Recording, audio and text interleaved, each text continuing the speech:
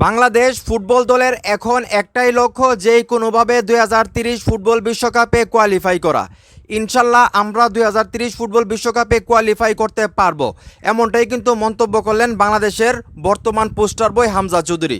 এবং উনি কিন্তু ২০২৬ সাব চ্যাম্পিয়নশিপ যেটা বাংলাদেশে অনুষ্ঠিত হবে সেই সাব চ্যাম্পিয়নশিপটাকে আসলে বিশ্বকাপের প্রস্তুতি হিসেবে নিতে চাচ্ছেন। এবং সাব চ্যাম্পিয়নশিপে উনি কিন্তু আসলে চ্যাম্পিয়ন হতে চাচ্ছেন, যেহেতু ঘরের মাঠে আসলে সাব চ্যাম্পিয়নশিপ অনুষ্ঠিত হবে।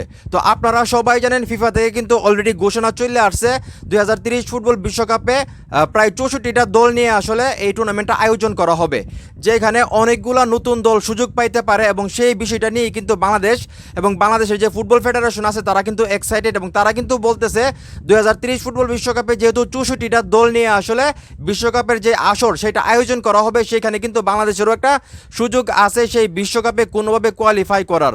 এবং বাংলাদেশ কিন্তু সেই লক্ষ্যেই এগিয়ে যাচ্ছে। এবং আপনারা সবাই জানেন সামনেই কিন্তু ২০২৬ সাব চ্যাম্পিয়নশিপ আয়োজন হচ্ছে বাংলাদেশে, যেটার হোস্ট হলো বাংলাদেশ। এবং সেইখানে কিন্তু বাংলাদেশ হট ফেভারিট, সবার কিন্তু ধারণা যে বাংলাদেশ খুব সহজেই এই সাব চ্যাম্পিয়নশিপটা মানে ট্রফিটা জিতে নিবে। তো সেইখান থেকে কিন্তু হামজা চৌধুরীকে প্রশ্ন করা হয়েছিল যে বিশ্বকাপ নিয়ে ওনার পরিকল্পনা কি। উনি কিন্তু একটা কথাই বলছে যে আমরা আসলে চাই যে কোনোভাবে ২০৩০ ফুটবল বিশ্বকাপে কোয়ালিফাই করার জন্য। এবং উনি খুবই কনফিডেন্সলি বলতেছে যে ইনশাল্লাহ আমরা ২০৩০ ফুটবল বিশ্বকাপে কোয়ালিফাই করবো। এরপর কিন্তু উনি বলতেছে যে আমাদের সামনে সাব চ্যাম্পিয়নশিপ আছে, যেটা ঘরের মাঠে আমরা খেলবো, তো সেটাকে আমরা বিশ্বকাপের একটা ছোট্ট মানে প্রস্তুতি হিসেবে নিতেছি। তো আপনারা ভালো করে জানেন সাব চ্যাম্পিয়নশিপে যদি বাংলাদেশ চ্যাম্পিয়ন হয় সেই ক্ষেত্রে কিন্তু বাংলাদেশের পয়েন্টটা অনেক বেড়ে যাবে। তো সেইখান থেকে কিন্তু বিশ্বকাপ খেলার যেই সুযোগ সেটা আরেকটু সহজ হবে আমি যেটা মনে করি। এছাড়াও কিন্তু আমি যেটা মনে করি বাংলাদেশের এখন বড় বড় কান্ট্রির সঙ্গে আন্তর্জাতিক প্রীতি ম্যাচ খেলা দরকার। যেমন লিথুনিয়া বাংলাদেশের সঙ্গে খেলতে চাই, সান মারিনো খেলে সান মারিনো খেলুক, ফিলিপাইন খেলুক, আরও বড় বড় যে দেশগুলো আছে সবগুলো দেশের সঙ্গে আসলে মানে বাংলাদেশের উচিত আমি যেটা মনে করি ফিফা ফ্রেন্ডলি ম্যাচ খেলার জন্য। তাহলে কিন্তু বাংলাদেশ বিশ্বকাপে যে যাওয়ার চান্স বা সুযোগ ২০৩০ ফুটবল বিশ্বকাপে সেটা কিন্তু কিছুটাও সহজ হইতে পারে।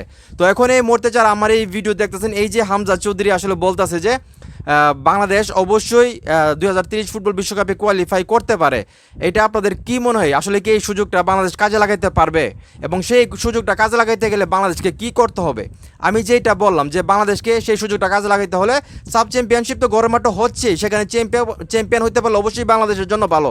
তাছাড়াও আমি যেটা মনে করি যদি ২০৩০ ফুটবল বিশ্বকাপে আমরা কোয়ালিফাই করতে চাই, বড় বড় দেশের সঙ্গে আমাদেরকে খেলতে হবে এবং সেইটার ব্যবস্থা করতে হবে বাহুফেকে। মানে আমাদের আশেপাশে যে বড় বড় দেশগুলো আছে, ইউরোপের যে দেশগুলো আছে মোটামুটি বড়, আমি বলতেছি না যে আপনারা ওই আর্জেন্টিনার সঙ্গে, ব্রাজিলের সঙ্গে, ফ্রান্সের সঙ্গে আপনারা খেলার আয়োজন করেন। যে আশেপাশে যে দেশগুলো আছে, নিউজিল্যান্ড হইতে পারে, তারপরে কেপ ভার্দে হইতে পারে, এই লেভেলের যে দেশগুলো আছে সেই দেশগুলোর সঙ্গে যদি আপনারা আন্তর্জাতিক ফিফা প্রীতি ম্যাচ আয়োজন করেন, সেইখান থেকে কিন্তু বাংলাদেশের অভিজ্ঞতা বাড়বে। এবং বাংলাদেশ যদি কোনোভাবে সেই ম্যাচগুলো জিততে পারে, বাংলাদেশের র্যাঙ্কিংটা কিন্তু এগিয়ে যাবে। তো সেইখান থেকে কিন্তু বাংলাদেশের একটা সুযোগ আসবে ২০৩০ ফুটবল বিশ্বকাপে কোয়ালিফাই করার জন্য। তো এটা সম্ভব কিনা আমি জানি না।